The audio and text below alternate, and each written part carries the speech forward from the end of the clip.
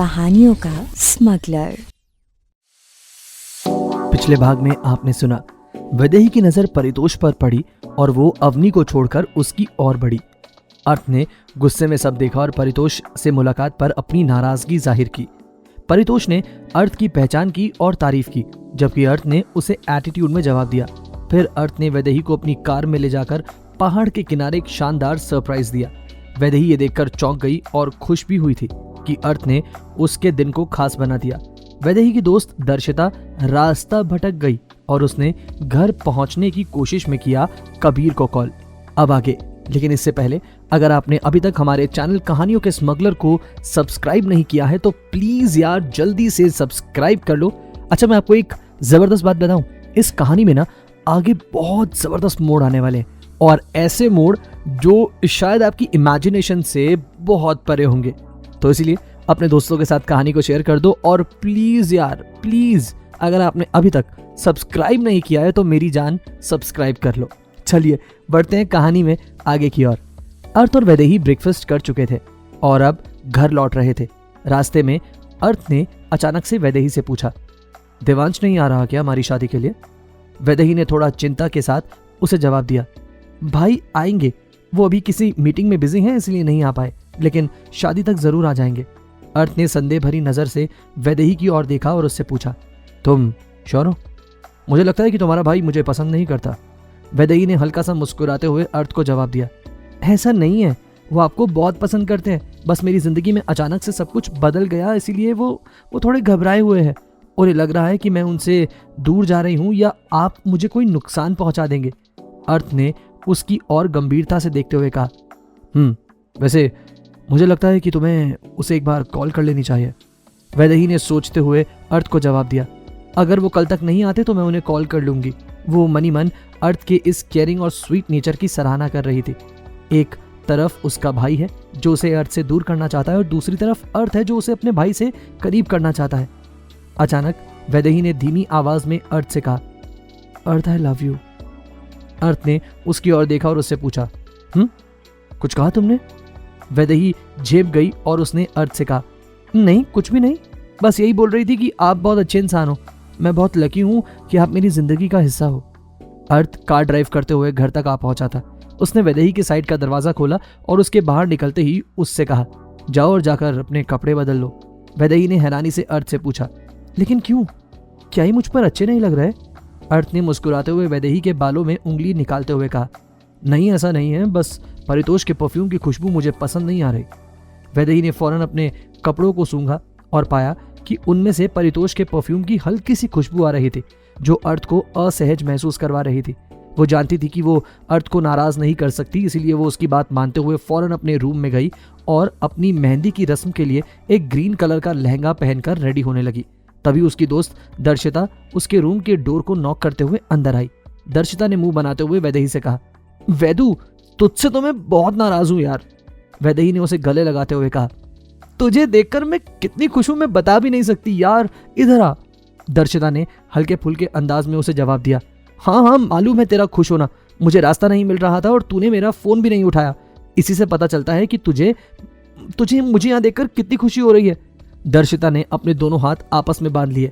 वैदेही ने शर्माते हुए उससे कहा, रियली सॉरी यार, मैं अर्थ के साथ ही, उन्हें पसंद नहीं है कि मैं उनके साथ होते हुए किसी से बात करूं, बस इसी वजह से तेरी कॉल नहीं उठा पाई। दर्शिता ने वैदेही को छेड़ते हुए कहा, ओहो क्या बात है तेरे अर्थ की, हाँ लगता है उनका पूरा कंट्रोल है हमारी वैदेही पर। वैसे भी मैं मिलना चाहूंगी तेरे अर्थ देवान से, जिनका अब तक बस नाम ही सुनती आ रही हूँ। वैदेही ने मुस्कुराते हुए जवाब दिया, जल्दी ही मिलवाती हूँ तुझे, मुझे पूरा यकीन है कि तुझे अर्थ बहुत पसंद आएंगे। दर्शिता ने मजाकिया लहजे में वैदेही से कहा, सोच ले एक बार, अगर मुझे पसंद आ गए तो कहीं मैं उन्हें तुझसे चुरा न लूं। वैदेही ने हंसते हुए दर्शिता से कहा, ये इम्पॉसिबल है, ठीक है ना? दर्शिता ने फिर उसे छेड़ दिया, अच्छा इतना कॉन्फिडेंस है तुझे अपने अर्थ पर? वैदेही ने गर्व से दर्शिता को जवाब दिया, हाँ पूरा कॉन्फिडेंस है मुझे अपने अर्थ पर। दर्शिता ने उसे गले लगाते हुए कहा, यार तुझे देखकर मैं बहुत खुश हूँ, मन तो था तुझसे बहुत लड़ने का, लेकिन तुझे देखकर सब भूल गई मैं। दर्शिता वैदेही को तैयार करने लगी और तभी अवनी भी वहां आ गई। दोनों ने मिलकर वैदेही को तैयार कर दिया। उसने बॉटल ग्रीन रंग का लहंगा पहना था जो उसकी नाजुक सी स्किन आभा को और भी उजागर कर रहा था। उसके लहंगे पर जड़ी चमकदार रेशमी धागों की सजावट देखने से ऐसे प्रतीत हो रही थी मानो तारे रात की चादर पर बिखरे हों और उसकी खूबसूरती में चार चांद लगा रहे हों। उसकी हर एक चाल में ग्रेस और एलिगेंस था, और अब उसने अपनी हंसी की झलक दिखाई तो जैसे हर एक तारे को उसकी हंसी से रोशनी मिल गई हो। उसकी काया मानो किसी चित्रकार के ब्रश से निकली हो, जो अपनी कला से हर दिल को छू जाती है। ऊपर से उसने हल्की गोल्डन ज्वेलरी और हल्के कर्ली बाल किए हुए थे, जिसकी वजह से उसके इस लुक में एक अलग ही निखार आ रहा था। वैदेही पूरी तरह से रेडी थी जब अर्थ रूम में दाखिल हुआ। अवनी ने सबसे पहले कहा, अर्थ भाई आप? अर्थ ने गंभीरता से कहा, थोड़ी देर के लिए बाहर जाओ, मुझे वैदेही से कुछ बात करनी है। दर्शिता ने अर्थ को निहारने के बाद वैदेही की तरफ आंख मारी। उनके इस निगाहों ही निगाहों में बातों को अर्थ ने देख लिया था। अर्थ ने दर्शिता की ओर ध्यान नहीं दिया, उसकी नजरें तो बस वैदेही पर ही टिकी थी। दर्शिता और अवनी रूम से बाहर चली गई। अर्थ ने रूम का डोर अंदर से लॉक कर दिया और वैदेही की ओर बढ़ने लगा।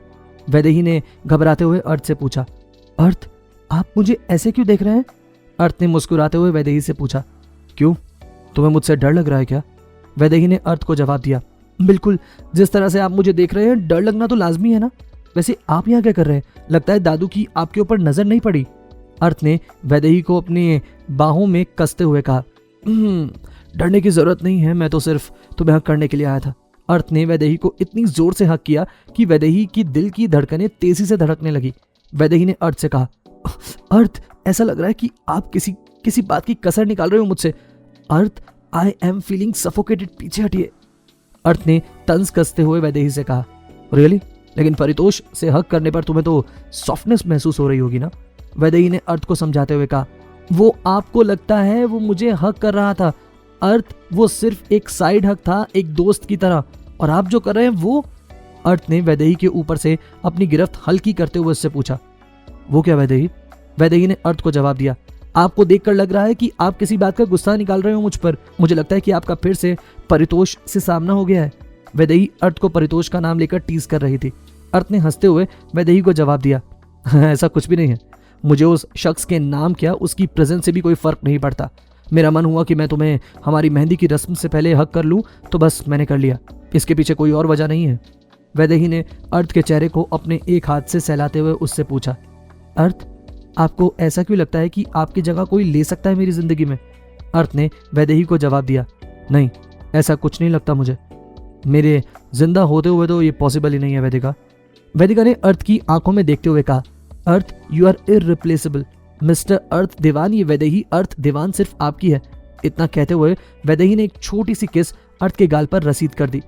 अर्थ ने वैदेही को आहिस्ता से रिलीज कर दिया, जिसके बाद अर्थ ने वैदेही का हाथ पकड़ लिया और उसे अपने साथ नीचे ले जाने लगा। नीचे संगीत का माहौल था और सब लोग डांस और मस्ती के माहौल में व्यस्त थे। नीचे का रश एकदम से शांत हो गया जब उनकी नजरें सीढ़ियों से उतरते हुए उस खूबसूरत जोड़े पर पड़ी। विला की सीढ़ियों पर कदम रखते ही अर्थ और वैदेही दोनों अपने अनूठे अंदाज में सजे हुए नजर आ रहे थे। अर्थ ने पर्ल व्हाइट रंग की शेरवानी पहन रखी थी, जो उसकी रॉयल पर्सनालिटी को और भी बढ़ा रही थी। वहीं वैदेही ने बॉटल ग्रीन रंग का लहंगा पहना था, जो उसकी सुंदरता को और भी निखार रहा था। दोनों एक दूजे का हाथ थामे हुए थे। मेहंदी की महक हवाओं में घुली हुई थी और खुशियों की चमक हर कोने में थी। मेहंदी की लकीरें उनकी किस्मत को सजाने के लिए तैयार थी। दोनों साथ में बेहद खूबसूरत लग रहे थे। अर्थ को देखते ही दर्शिता और अवनी दौड़कर वैदेही के पास आई और वैदेही का हाथ अर्थ से छुड़ाते हुए बोली, अब आप अपनी बीवी से मेहंदी की रस्म के बाद मिलेंगे। दर्शिता ने हंसते हुए अर्थ को छेड़ा, जीजू आपके गाल पर लगे लिपस्टिक के निशान आप दोनों के रूम में अकेले बिताए हुए पलों की कहानी बयां कर रहे हैं। अवनी ने हंसते हुए अर्थ के गाल से लिपस्टिक का निशान साफ कर दिया। अर्थ की नजरें अब कबीर को ढूंढ रही थी। कबीर एक सीक्रेट मिशन पर था जो अर्थ ने उसे दिया हुआ था। अर्थ की नजर बाहर फोन पर किसी से बात कर रहे कबीर पर पड़ी तो उसी और वो बढ़ गया। अर्थ ने पीछे से कबीर के कंधे पर हाथ रखते हुए पूछा, काम हो गया क्या कबीर? कबीर ने कॉन्फिडेंट होते हुए कहा, अर्थ यू डोंट वरी, तूने कहा तो समझ हो गया। आज तक ऐसा कभी हुआ है कि तूने जो कहा हो वो मैंने ना किया हो? अर्थ ने गंभीरता से कहा, अच्छा तो तू चाहता है कि मैं तुझे तेरे ऐसे काम याद दिलाऊं तुझे? अर्थ का इशारा परितोष की तरफ था। कबीर तुरंत समझ गया और खामोश हो गया। कबीर ने दोषी स्वर में कहा, यार अगर मुझे जरा भी अंदाजा होता तो ऐसा कभी नहीं होता। तेरे लिए तो मेरी जान भी हाजिर है यार। अर्थ ने सख्ती से कहा, बस अब इस काम को पूरा कर और अपने किए का प्रायश्चित कर। उधर परितोष तैयार होकर सीढ़ियों से उतरकर नीचे आ रहा था कि अचानक वो किसी से टकरा गया। उसकी टक्कर दर्शिता से हुई थी और उसे गिरने से बचाने के लिए उसने अपने हाथों का सहारा दे दिया।